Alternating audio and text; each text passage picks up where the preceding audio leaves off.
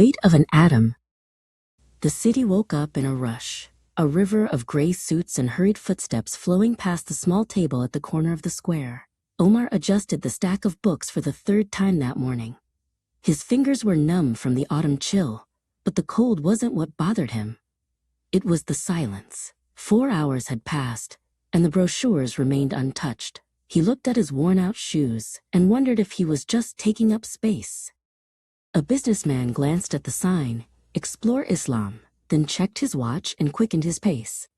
A group of students walked by, laughing, their world too loud to hear Omar's quiet greeting.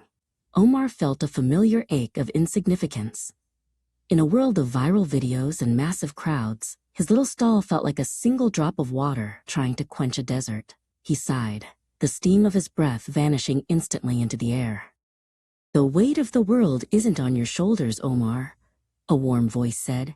Ilyas, an older volunteer with silver hair and a perpetual calm, arrived with 2 cups of hot tea. He placed one in front of Omar. Omar shook his head slowly. "I feel like I'm standing still while the world moves on, Ilyas. We've been here every weekend for months. Does any of this actually matter? Is it enough?" Ilyas leaned against the table, looking out at the crowd. "Do you remember the verse, Omar? So whoever does an atom's weight of good will see it." An atom, Omar. We live in a world that only counts the mountains, but Allah records the dust. He doesn't measure your day by the number of people who stopped. He measures it by the sincerity that brought you out of your warm bed to stand here in the cold. Ilyas pointed to a small patch of dirt near a city tree. Allah tells us that those who spend in His way are like a grain that grows 7 ears. You are a planter, not a harvester.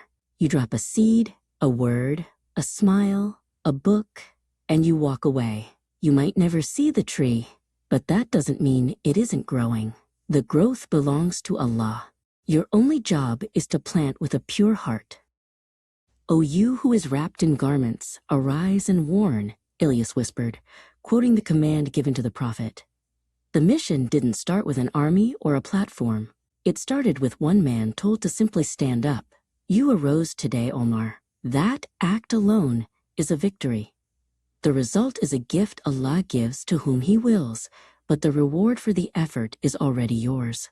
It is written, and it will never be lost. A young man named Naeem, wearing headphones and looking lost, slowed down. He stopped a few feet from the table, his eyes lingering on a title about finding peace. Omar didn't push. He simply picked up the book and held it out with a gentle, non-intrusive smile. "This helped me once," Omar said softly. Naeem hesitated, then took it. He didn't say much, just a quiet thanks, before merging back into the flow of people. "You see?" Ilyas smiled as Naeem disappeared into the distance. The Prophet said that if Allah guides even one person through you, it is better for you than the entire world and everything in it. We seek the one, Omar, not the thousands. If that young man finds a moment of clarity tonight, because of that book, your entire life of effort would be worth it. One soul is a universe.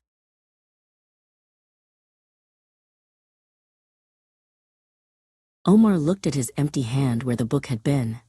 He realized that he had been trying to count what only Allah could weigh. Every smile offered to a stranger, every minute spent in the cold, every prayer made for those who walked by. These were not small things. They were the atoms that built the scales of the hereafter.